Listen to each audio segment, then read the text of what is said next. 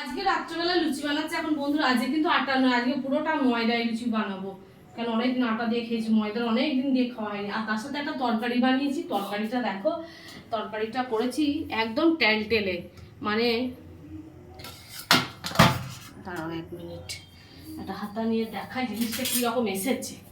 আলু দিয়ে, ক্যাপসিকাম দিয়ে, আর টমেটো দিয়ে, আর মটরশুঁটি দিয়ে, কাঁচা লঙ্কা দিয়েছি, জিরে গুঁড়ো আর একটু ধনে গুঁড়ো, না আদা দিয়েছি না আদার্স কোনো মশলাপাতি দিয়েছি। আমার খুব ইচ্ছা হচ্ছিলো এরকম ট্যালে তরকারি দিয়ে লুচি ভাজা খাবো।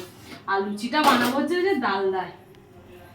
এরকম এই ডালদাটা তোমাদের দাদাভাই মানে সোনাইয়ের বাবা যে কবে নিয়ে এসেছিলো জানি না, আমার ওই গ্রোসার থাকে যে ওয়ার্ড্রপটায় কোথায় কোনো পড়েছিল, আজকে ঝাড়া পোছা করতে গিয়ে এটা পেলাম। তো ছোটোই একদম। তো তোমরা কে কে ডালদার লুচি খেতে ভালোবাসো? আমি একদম ভালোবাসি না বলে বানাতে চাই না, আমি সাদা তেলেই ভালোবাসি। ডালদা দিয়ে খেলে খুব টাংরা দিকে আটকে যায়। তো আগে তো বিয়ে বাড়িতে ডালদা দিয়েই লুচি ফুচি হতো, এখন তো সব সাদা তেল উঠেছে, সাদা তেলের মানে কারবার।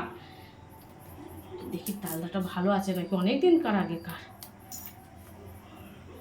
কড়াই আমার বাবা জ্বলে গেছে, এবার দেবো।